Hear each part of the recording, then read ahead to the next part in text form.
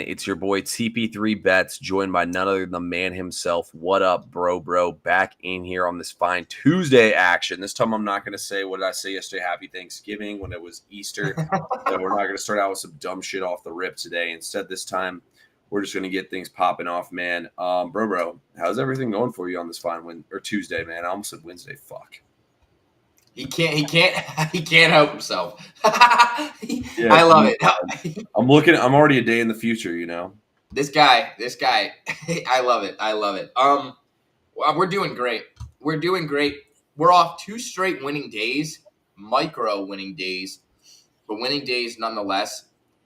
And we're excited. Today is kind of, I'll be honest with you, today I'm excited for the late night game. So I'm excited. We'll just say I'm excited. Obviously, it's a little weird how they decided to do it where one of the games is basically not televised today in the playoffs. Like, I feel like you got to maximize screen time.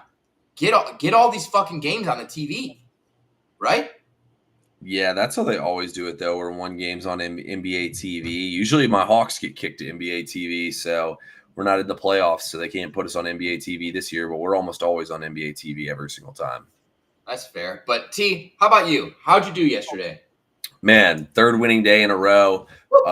4 out of the last 5 days in the green. Did a great run, man. You know, we didn't go 6-1, 7-1 again, but I mean, we'll take 3-2 every single day with a max play winner till the day we die. That'll pay the bills. Can't lie, I'm getting a little bit of good luck in my favor at this point, and I fucking deserve that shit too. So I'm not even. And you know what I always say, guys? It takes a little luck to win in this industry, and that's what I've been having, and that's why I've been winning again. Yesterday, the Marlins 3-0 headed into the 7th inning, I believe it was. The Marlins hit a 3-run bomb, put us at 6 runs, and then the Reds in the top of the 8th inning put a nice little 3 spot on the board, and they give us the over of 9 runs. That was our free play here from yesterday.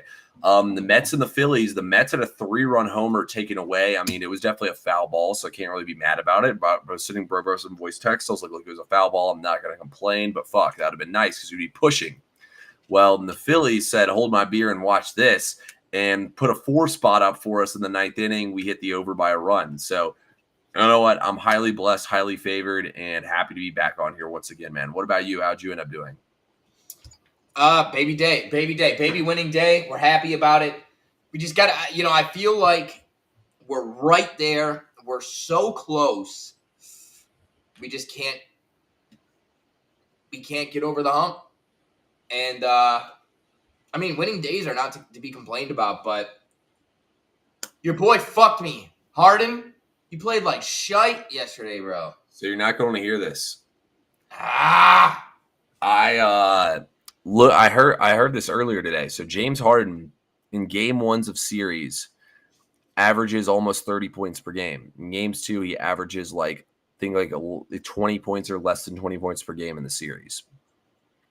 For whatever reason, bro, Harden does not. I mean, the Kawhi took over. You know, that was the Kawhi Leonard show last night. So Harden took over game 1, Kawhi took over game 2. So it's just the way it goes sometimes in the playoffs. That's why I'm not a huge prop guy in the playoffs. But you know what? I'll give you all some prop leans for tonight, though. There is actually one prop I really like, and I think Bro has the same one.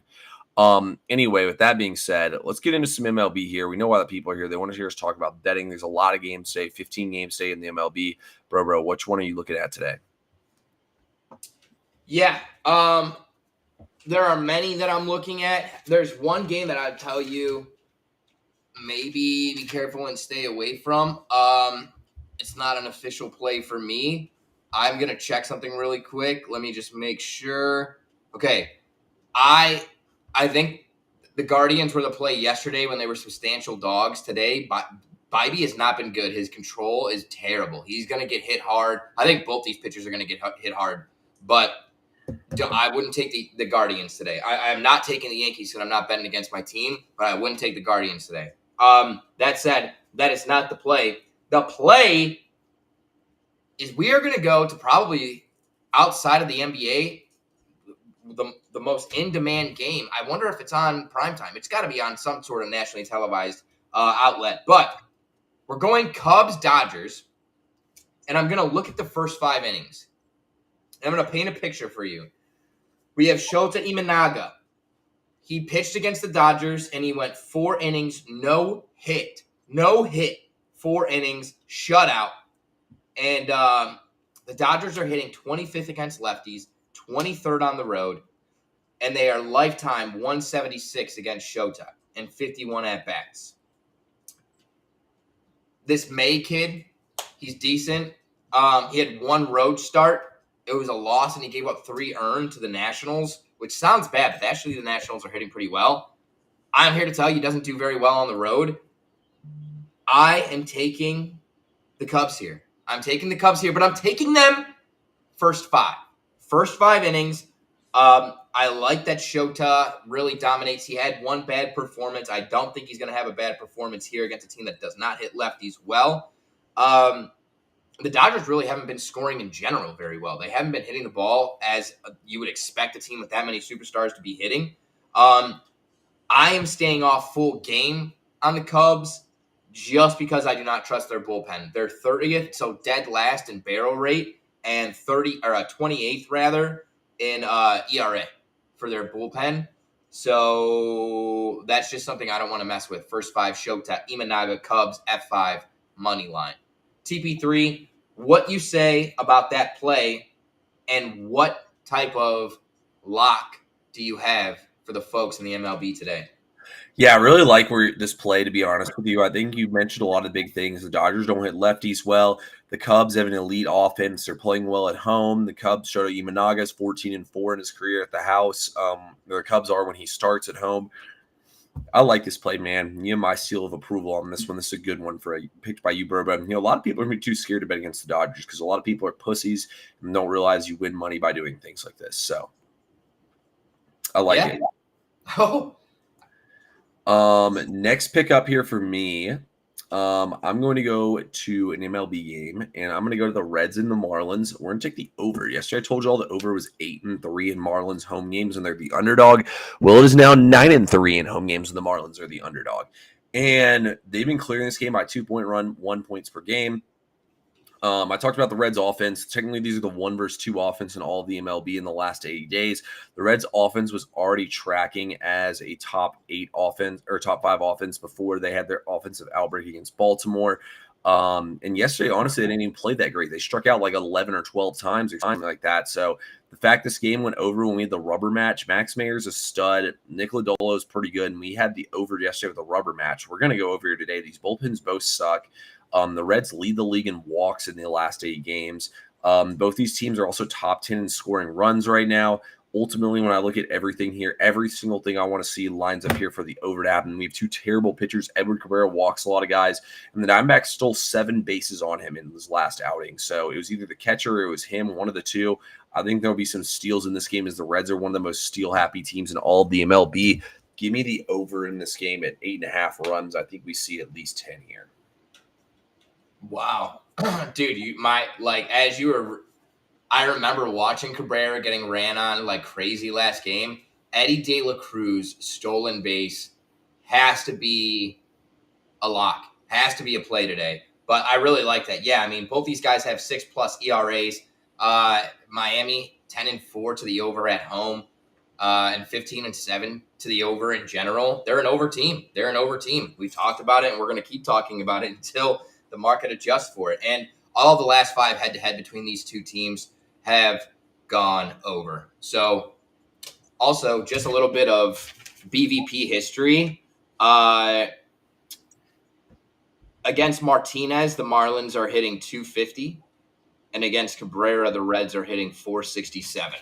So we definitely have some good hitting history in our favor as well. Love the play, T. Absolutely love the play. Guys, these are, for me, not an official play, but we'll give one every single time, every single show. I'm pissed that I didn't actually play the one I gave out yesterday because it hit. We gave you Kyle Manzardo, home run. He freaking went yard. And you're welcome if anyone played it. T, who's hitting a home run tonight? Yeah, unfortunately, yesterday I gave Pete Alonso, and I said that Lindor and who was the other one, and Juan Soto both had good numbers against what's-his-face. Of course, Lindor went yard twice. Juan Soto got his taken away, so. It's no secret. Chris Bassett has a house of horrors against the Houston Astros. Now, a lot of those guys aren't there anymore, but you know who is still on the team? Who? Yordan Alvarez. Oh, 23 plate appearances, he has 2 walks. Wait, what? He has 19 at bats and 23 plate appearances. Oh, yeah, it's because getting hit by a pitch doesn't count as walk technically. So he has 2 walks. He has 8 hits in those. He's hitting 421, and he has 5 home runs out of those 8 hits. So Yordan Alvarez hits a home run tonight. I like it. I do like it. I'm gonna go to the bounce house. I'm gonna go to the bounce house, and I'm gonna take Tyler Soderstrom for the A's. This guy is tied for first in the league for home runs with 9 home runs. Nobody's talking about this kid. He's due. He hasn't had a home run in 3 games. He didn't homer this damn ring light. He hasn't homered in 3 straight games. And majority of his home runs have come at home. Left-handed powerhouse. The wind, it could be in his advantage tonight as well. I really like Soderstrom here, and I'll be honest with you. If our bets hit early with a 10 p.m. start, first pitch, Soderstrom might get the nod tonight. He might get the nod. I like that play. I actually do. That's a good one right there, especially as he won in a couple games. Dude's been raking. So, yeah, it's a good spot. I mean, it's Patrick Corbin. Come on. Patrick Corbin's pitching an MLB game today. If you know anything about MLB, you know what to do. Yeah, exactly. T, way to pick up a brother when he's down. I mean, in terms of breaking down a game, missing that Patrick Corbin is on the mound is about as big of a blunder as you can get. Shame on me. Great job there, T. Way to pick a brother up. God. Hey, guys, I all know I got Bro Bros back. I got 3 more plays today in the MLB. They're all in my VIP. And if you click the link in my bio, it's $2 Tuesday. $2 Tuesday. You can get the entire card, including the max play, for just $2. But with that being said, I know most of y'all are in here probably don't want to buy picks, so it is what it is. We'll come over here and we'll go to our NBA slate here. Yeah, I know how it goes out here, bro. Trust me, everyone just wants free stuff. But anyway, with that being said, we got NBA tonight. I'm going to give you all some free picks still because I'm a man of the people. And for tonight's NBA slate, first game up here, Bro said it earlier, we got the Indiana Pacers taking on the Milwaukee Bucks. This game is not on national TV. It's on NBA TV. Total in this game is 228.5. The Pacers are currently a 4-point favorite. Bro, do you have a play in this game? I do. I do have a play in this game. We'll go ahead and we'll rock and roll with it. You guys tuned in. We're gonna give you the locks here. Listen, Giannis over 44.5 points plus rebounds. He has absolutely dominated the Pacers. He had 48 last game. I know Dame is back. So for anyone that's gonna say Dame is back in the comments, hold your horses. Giannis averages 31.1 points per game and 11.1 rebounds per game in 16 games without Damian Lillard this year. He averages 30.9 points per game and 11.9 rebounds with Lillard since Lillard joined the Bucks. There's virtually no difference. If anything, I think Lillard playing today may actually help Giannis because it's going to require the Pacers to respect one more shooter on the outside. They're not going to be able to pack the paint. They're not going to be able to just solely focus on him as an offensive option because truly, I mean, you got fucking Kyle Kuzma going out there scoring 0 points last game. I mean, they really didn't have to worry about defending anyone but Giannis. And he was still able to put up 48 points plus rebounds. I look for him to double down here today. If you look at his game logs in previous playoffs, he has multiple 15-plus rebound games and 30-point performances, and he has 3 20-plus rebound and 30-point performances in the past 4 years. So, like, him going over 50 or 60 points plus rebounds is not out of the question. So, 44.5 for me is a slam dunk. T, What do you think about that play? 2, do you have a play in the Bucks Pacers game that you're giving out for the people? If not, what do you have to say about this game? First thing I will say is, yeah, I like this play a good bit. They fouled Giannis a ton. He couldn't hit free throws. If he hit some free throws, he probably hit this one pretty easily. And yeah, Giannis does own the Pacers. And yeah, so I'm actually going to go with the Pacers here -4. I think this is a total bait line here on the Bucks. So they dropped this line down to 4. At first I was like, okay, the line's on the Bucks here. And then I saw Dame gets upgraded to questionable. And then I see he gets upgraded to playing. And we still sit at 4. That's telltale sign here for me by Vegas that they want everyone to come in here and take Milwaukee because Dame's playing in this game today. That being said, I think that Dame is a negative playing in this game here. First of all, he probably couldn't really run a ton, considering the fact he had blood clots in his legs and he was on blood thinning medications. So he's probably going to be out of shape. He's going to be on a minutes restriction here. High usage players, their first game back, typically mess up the rhythm and flow and chemistry. Right now, they just play with a bunch of 3-point shooters with Giannis, so Dame kind of defeats the whole purpose of that. Dame's also a defensive negative, and the Pacers are going to go at him on the defensive end of things. There's no love lost between these two teams. He talked shit to Halliburton. Halliburton got pissed off. Pacers want to blow the Bucks out in this game. I think Indiana, I mean, guys, pay attention to sharp money. Pacers at the start of the day on Saturday, Pacers were -5.5. By the tip-off of the game, they were 6.5 and 7 in some shops. Sharp money hammered the Pacers. It came in all over them. I agree on the over. I like the Pacers in this game here. Give me Indiana. I think they go up 2-0 in this series. I think Milwaukee can still win the series, but I think tonight's Indiana's night again. Yeah, I agree, Poom, over. I agree in the over, but I really like your breakdown of the Pacers. You made some pretty intriguing points, especially the line play. It may actually be a bait play. For whatever reason, I just don't. I've gotten burned by the Pacers so many times, and it's always me betting against them. I don't know what my problem is, but it is Obi Toppin threes. We love it. I like the play. I don't think you're gonna miss. I don't think you're gonna miss there. We now head to the game. Go ahead. Wait. I want to say one more thing here.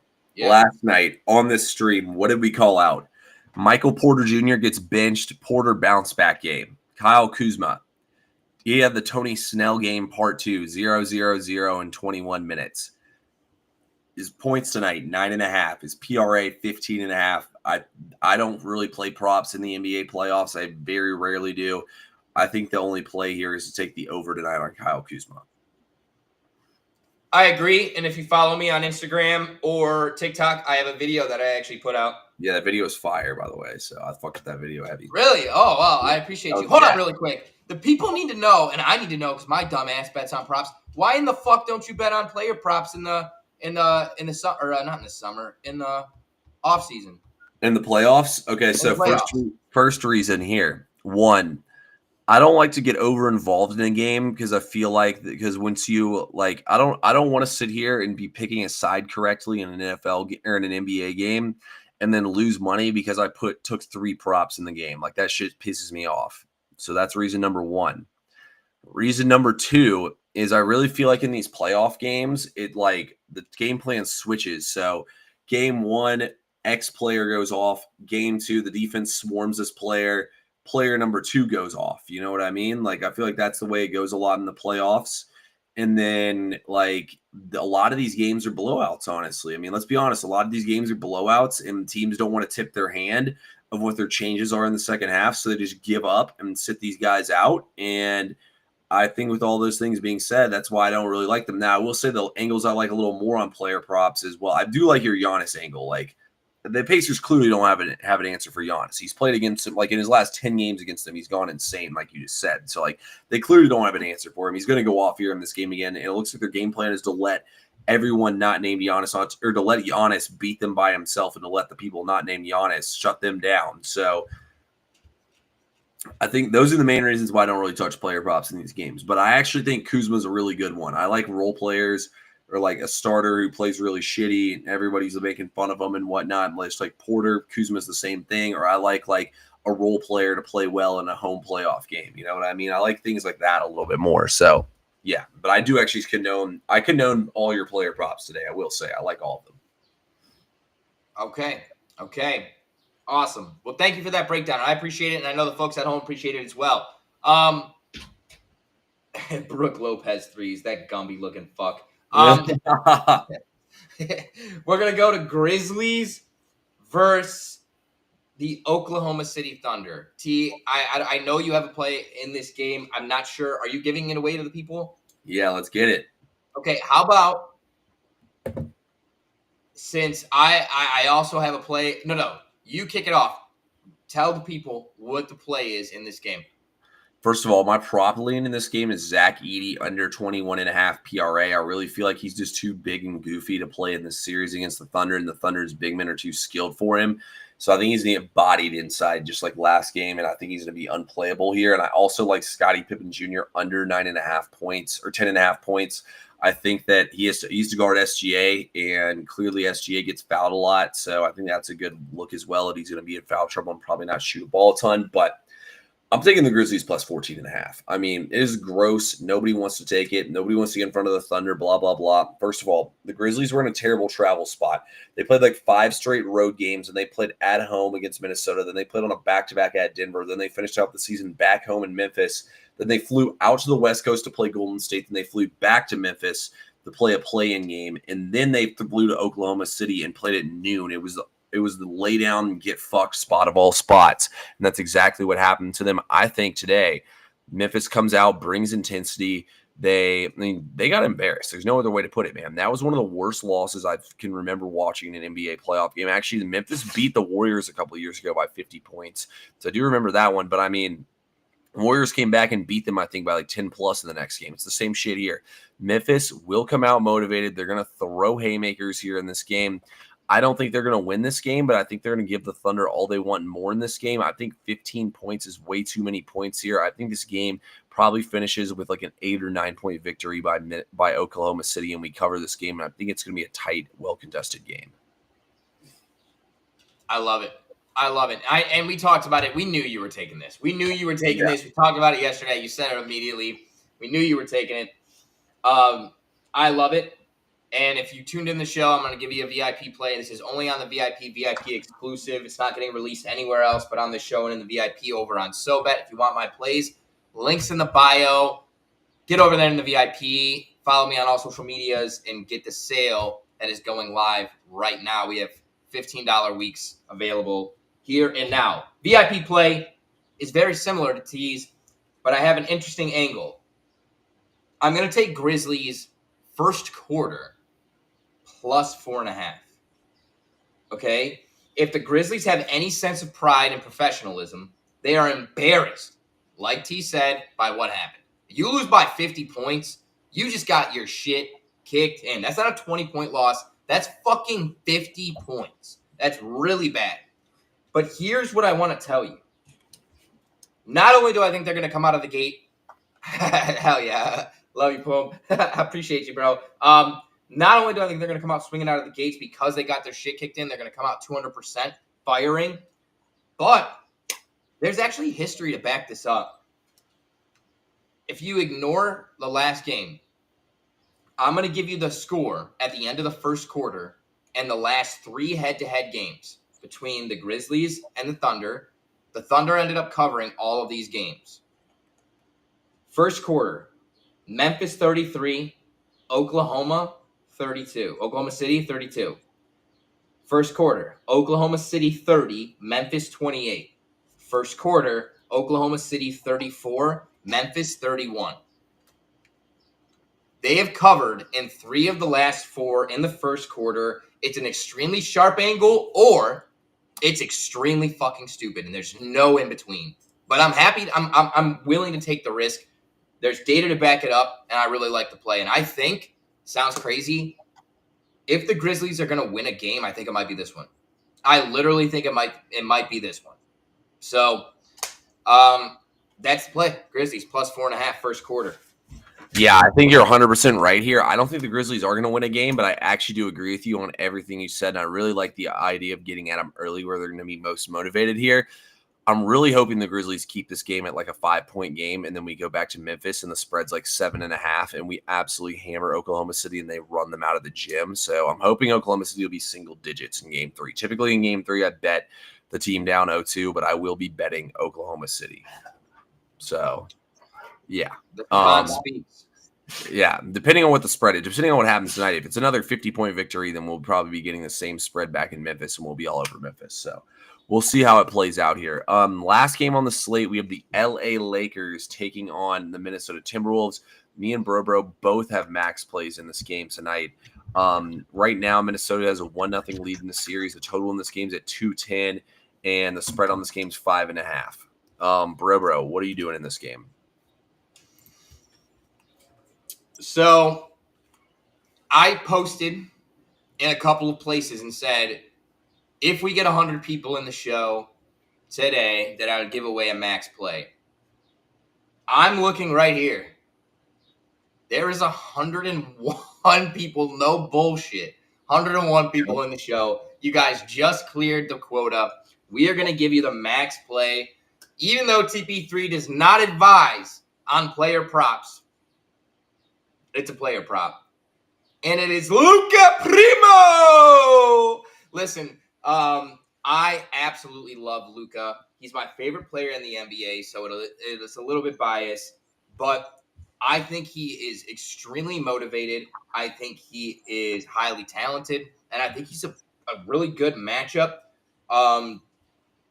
when it just comes to scoring against this Timberwolves team. They don't really have someone that has the size and strength to be able to match up with him. They just don't at the point guard or the guard position. They're going to have to play somebody out of position to guard him. On top of that, Luka has absolutely cooked, hitting in 60% of his games in the last 10, 8 out of the last 15, over 30.5.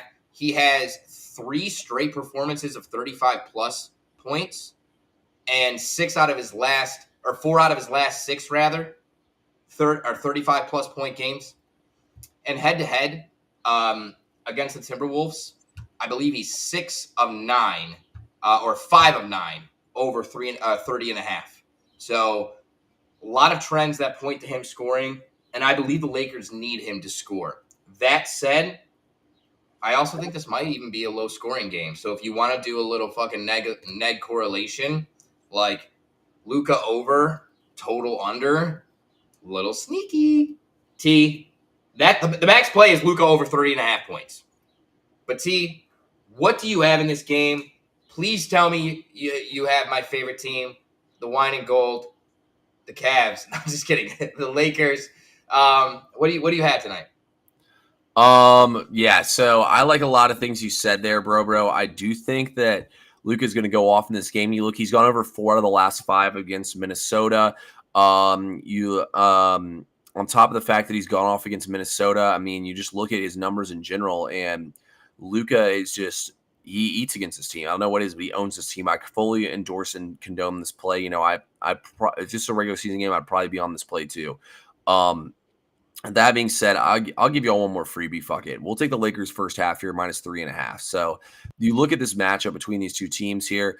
The Lakers, they lost last game. So if you're down 0-2 or 0-1, and then you're in a must-win at home in game 2, I love backing that team in that second game of the series. They come out using the first half. They've adjusted what they're doing on offense, adjusted their defense as well. I mean, Minnesota shot 50% from 3 and hit 21 threes last game. That shit's not happening again.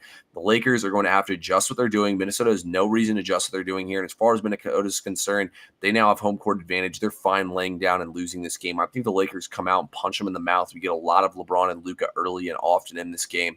And the Lakers take it to Minnesota in the first half and have a 10-point lead at the half. I mean, they were winning at the end of the first quarter last game. They were. And then all hell broke loose. That was a really shitty game to watch, man. It was. But it won't go down that way today. No, it won't. T, the draft is what, Thursday? Yeah, Thursday's the NFL draft. I don't bet on that shit anymore. Hell no. I know you don't bet on it, but if you had to give me a prediction, who goes 1? Where does Cam Ward? Okay, I agree. That's easy. Who's drafting Shedeur Sanders? To be honest with you, I've done zero draft research. That's the one thing that sucks about being a capper is I don't really look into things that can't make me money, aka the draft. But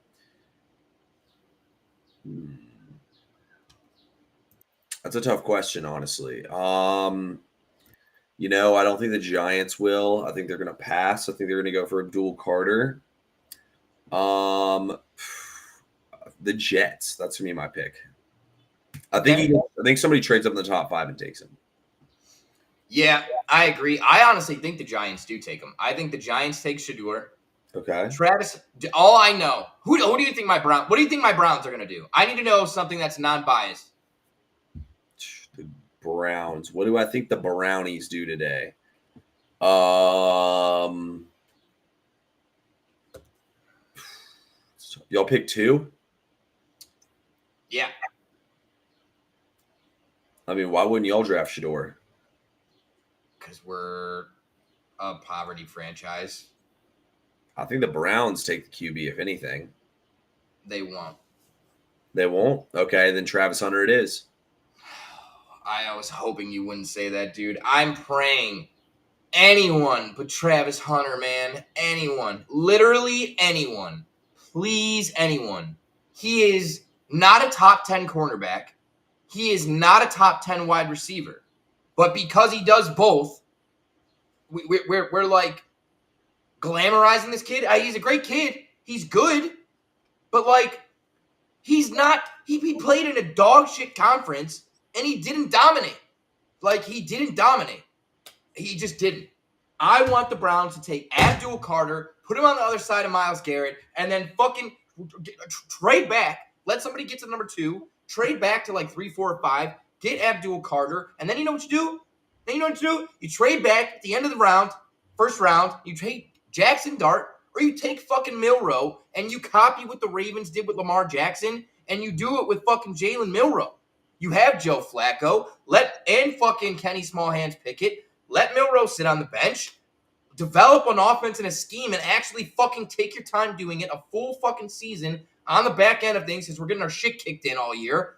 And then you're ready for Milroe next year. Or Jackson Dart, who can move around. But God, please, if any T, just pray for me. Just please, not Travis Hunter. Just not Travis Hunter. Yeah. First of all, I agree with everything you said. I think y'all should definitely trade back and stockpile assets rather than go ahead and draft a QB. So I think, or to draft Travis Hunter or any of that. So I actually like where your head's at there.